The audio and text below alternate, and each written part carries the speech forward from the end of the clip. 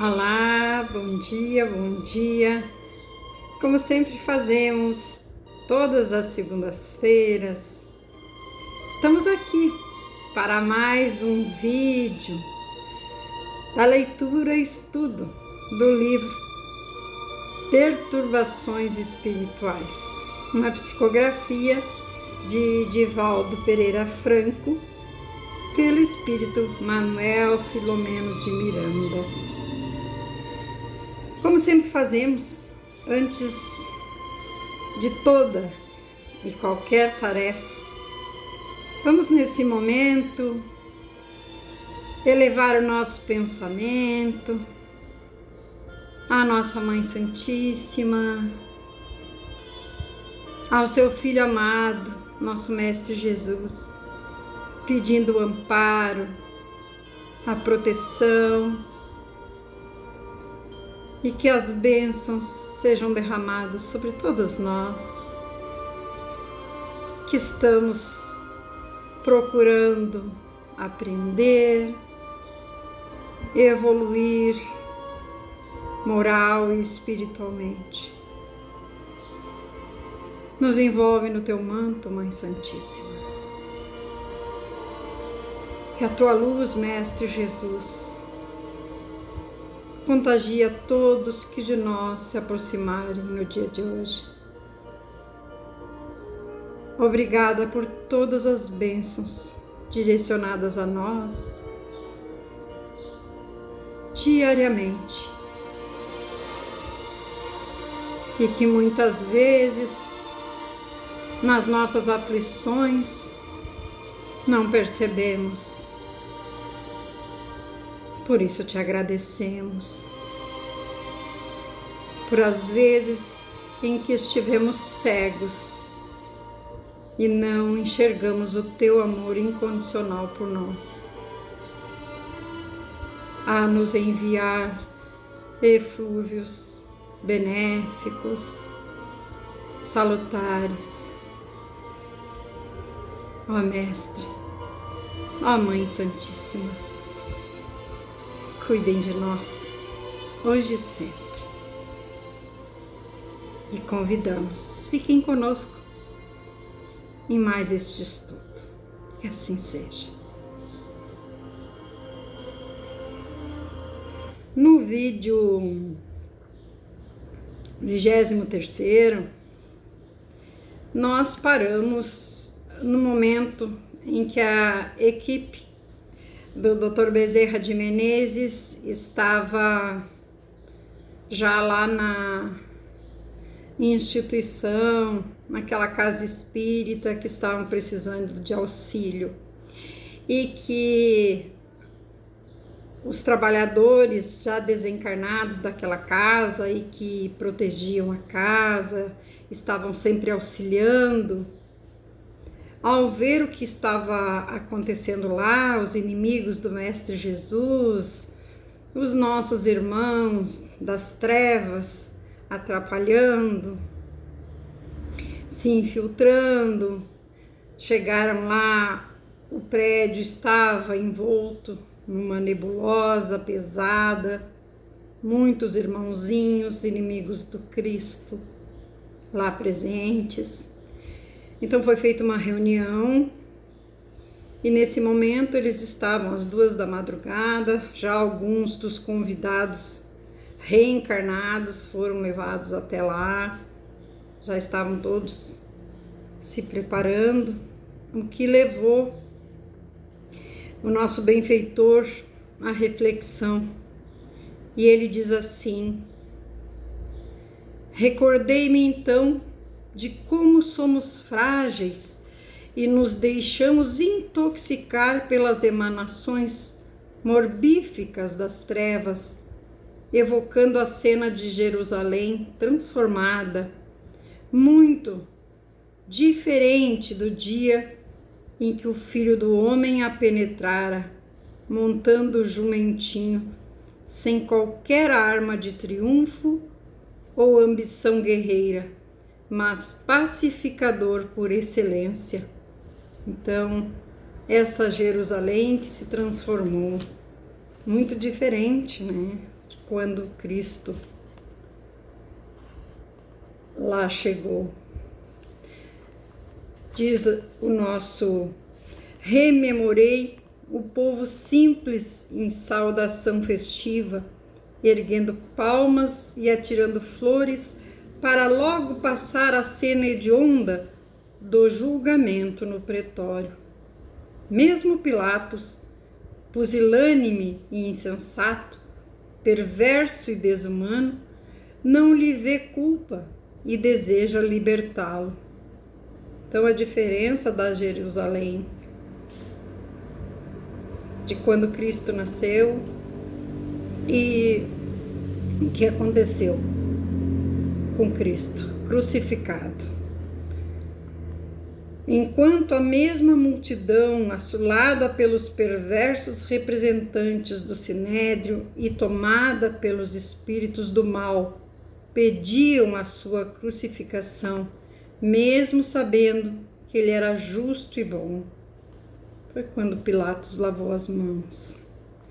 Os inimigos desencarnados constituem pesada carga psíquica sobre a humanidade física, por serem as almas despojadas da organização fisiológica, ainda aprisionadas nas paixões inferiores, em vãs tentativas de lutar contra as soberanas leis da vida. De alguma forma, representam o mito de Lúcifer, que se teria rebelado contra Deus e fora expulso do paraíso para as genas infernais. Desencarnando sob o fardo do ódio e dos anseios de vingança contra os seus irmãos, reúnem-se em bandos e cidades onde se acreditam livres da interferência divina e lutam com ferocidade contra o amor e a solidariedade. Os formosos comportamentos saudáveis e promotores da felicidade terrestre, sempre relativa. Por verem nos espíritas os discípulos de Jesus, ora devotados à instalação do reino dos céus entre as criaturas humanas, têm-nos como adversários e investem contra os seus compromissos de fidelidade ao bem. Recorrem sem dúvida às leis de causa e efeito e se utilizam das brechas morais para se conectarem, iniciando os lamentáveis processos de obsessão, não apenas contra os discípulos da terceira revelação, como é óbvio, porém contra todos aqueles que se afadigam pelo bem, portadores de grande crueldade, uns, outros enganados sob a indução de hipnose profunda, acreditam, irresponsáveis e alucinados, que poderão aumentar o caos moral no planeta, enquanto se locupletam nos tremendos fenômenos de vampirismo e de obsessões inomináveis. Não poucos males que vitimam a sociedade têm as suas matrizes na erraticidade inferior, onde pululam em conúbios morbíficos com os seus chefes arrogantes e prepotentes que se atrevem a ignorar a divindade. Então, aquilo que falamos é muito triste, mas está ocorrendo em muitas casas. E, infelizmente, muitos não estão se dando conta e acham que acontece só na casa do vizinho, na nossa não. Porque muitas vezes, na maioria das vezes, é de cima para baixo. Começam atingindo lá em cima. O orai e vigiai é para todos. Não importa se é presidente, é vice, não importa. Todos nós precisamos orar e vigiar. Porque aquele de nós que estiverem vigilante eles nos pegarão. E aí, se infiltrando e atrapalhando realmente os trabalhadores do Mestre. Sempre lembrando, não vamos culpar 100% eles, porque 50% é nosso. Neste momento, quando se opera a grande transformação do mundo de sofrimentos em direção de melhores condições espirituais e morais, reforçam os seus propósitos maléficos por perceberem que a luz do Calvário é via de libertação. Naturalmente, as instituições que abrigam os servidores da verdade de todo matiz, seres humanos ainda imperfeitos que são, fazem-se vítimas das suas induções destrutivas, por utilizarem das mazelas derivadas do egoísmo e do orgulho, ainda predominantes em a natureza humana. Chegara a época das eleições regimentais para a administração da emérita entidade. Olha aí. Iniciaram-se os propósitos perversos vagarosamente, em silêncio, através da urdidura, da maledicência disfarçada, com lamentos, censuras veladas ou claras, tomando o vulto na razão direta em que acusações legítimas ou não tomavam forma e avançavam no rumo do escândalo. Esqueceram-se os bons e laboriosos amigos de que o escândalo, que é necessário, ocorrerá, mas é necessário muito cuidado a fim de que se não torne o detonador dele. Nada passa despercebido do divino administrador, que dispõe de recursos inimagináveis para disciplinar a rebeldia, corrigir os erros, advertir e orientar todos aqueles que se equivocam, porque nos diz o Evangelho, são necessários os escândalos, mas ai daquele pelo qual vem o escândalo. E esta casa, como estava no nosso vídeo anterior, no 23º, até processos, né, diz assim, que estava tão pesado o ambiente lá, que ao invés deles estudarem o problema, se reunirem, estudarem, né, fraternalmente, que nada, foi parar escândalo no jornal, desmoralizando aquela instituição, né, pela opinião pública. Então é muito triste. Então passaram décadas e décadas trabalhando no bem, servidores do Mestre, e nesse momento estava em decadência. E por isso pediram ajuda. Esses benfeitores do plano espiritual pediram auxílio. E por isso estava essa equipe do Dr. Bezerra lá. Tal a gravidade da situação. E diz assim: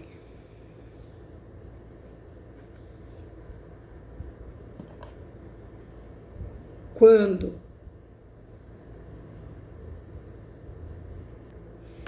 um trabalhador é atingido, sempre vai respingar em alguém.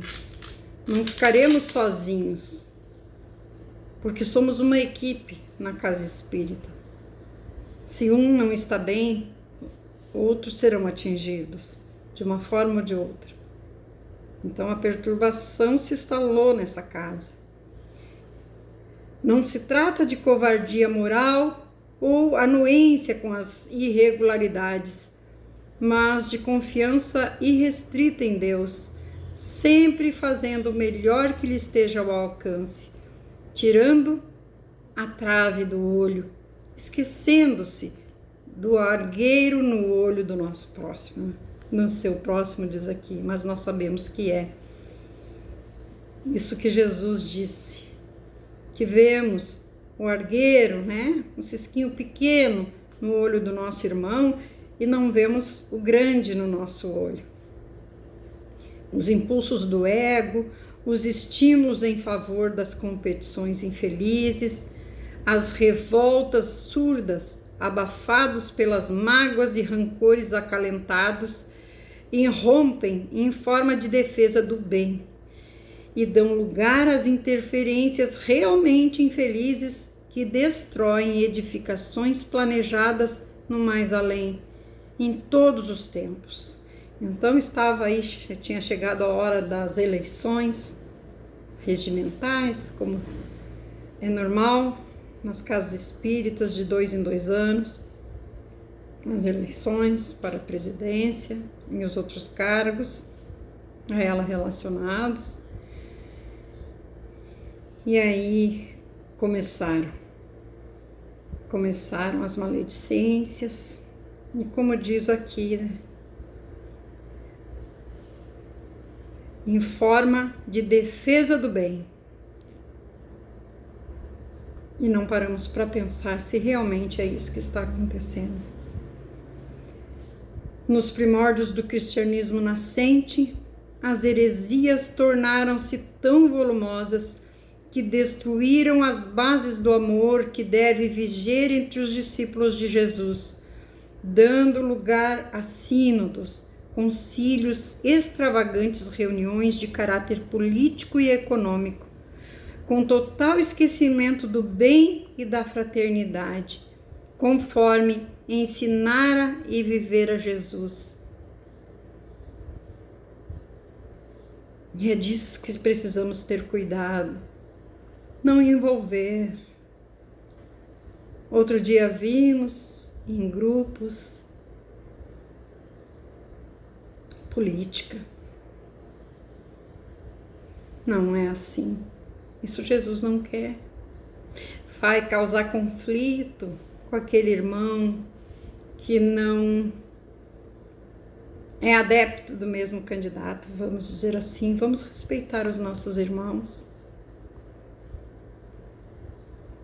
E grupos espíritas, grupos seja de estudo, seja, não importa, nas redes sociais, vamos evitar colocar a nossa opinião.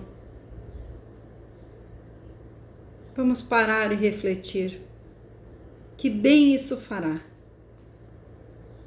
Ou que mal pode nos trazer, nos fazer e para os nossos irmãos? Conflitos, perturbações. Para quê? Por quê? Em nome do bem? Não. Simultaneamente, as perseguições do Império Romano tomaram vulto, porém, ao invés de anularem ou diminuírem o fervor dos mártires, deram-lhe vitalidade para que fosse perpetuada a mensagem em forma de renúncia, abnegação e sacrifício. No entanto, as divisões, filhas do orgulho e da presunção de alguns teólogos que passaram a história como pais da igreja, dividiram-na em grupelhos de discípulos discrepantes, excomungados uns, abençoados outros, distante da humildade do homem de Nazaré, que pôs o amor acima de toda e qualquer injunção ou acontecimento. Na atualidade, os maiores desafios e testemunhos já não são fora das fronteiras dos núcleos de iluminação, porém, dentro delas. Repetimos, pelo ouvido da simplicidade, da pobreza, da ternura entre todos, da abnegação junto aos filhos do Calvário, que vêm sendo substituídos pelos poderosos do mundo, enganados em si mesmos e enganadores dos seus amigos. É, portanto, favorável o campo para as dissensões, porque cada indivíduo se acha no direito de criticar. Não é assim? É assim. De impor suas ideias e opiniões nem sempre corretas.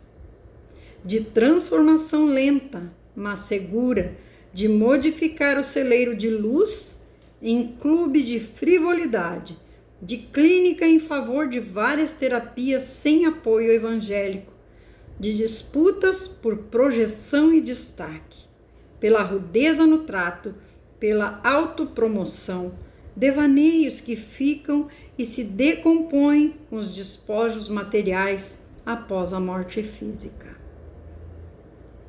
Então, aí está, pelo poder.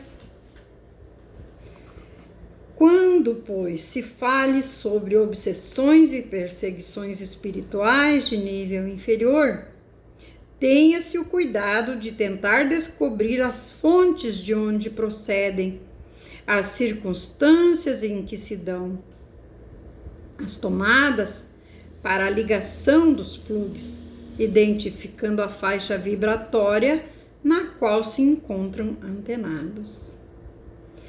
É sempre muito fácil diagnosticar-se o mal nos outros, apontar-se aqueles que se extraviam e se encontram em processos perturbadores, sem valores morais para auxiliar, sem censura, para contribuir em favor da sua recuperação, considerando-se que o grupo é importante e numa corrente, quando um elo se enfraquece, toda a segurança periclita.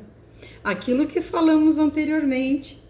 Se um de nós foi atingido na nossa casa espírita, vai pegar nos outros.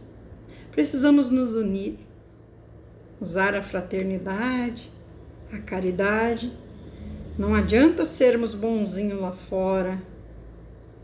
Precisamos na nossa casa, começar na nossa casa. Então, se não recebermos essa fraternidade, aí já é diferente. Havia se instalado terrível perturbação na casa de amor. Agora, sob os camartelos dos rancores e das censuras incessantes, das inimizades que substituíram as antigas afeições, ameaçando as construções respeitáveis que haviam sido realizadas com o sacrifício de mulheres e homens abnegados do passado, assim como do presente. Naquela madrugada, portanto, adredemente preparada, encontravam-se os litigantes encarnados, trazidos pelos mentores, as suas vítimas e também os algozes desencarnados que as telecomandavam espiritualmente. Muito, muito importante. O ambiente respirava diversificadas vibrações.